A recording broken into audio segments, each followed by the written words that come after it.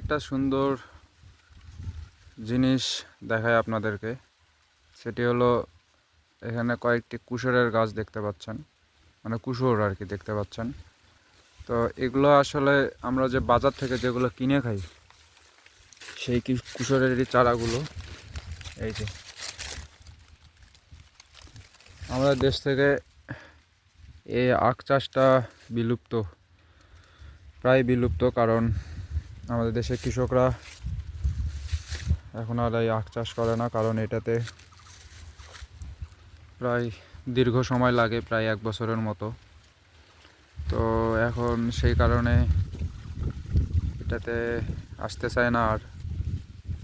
আর আমাদের দেশের সরকারও যদি কোনো পদক্ষেপ না নেয় তাহলে হয়তো বা আমাদেরকে এই ফসলটা বাংলাদেশ থেকে পুরোপুরিভাবে বিলুপ্ত হয়ে যাবে।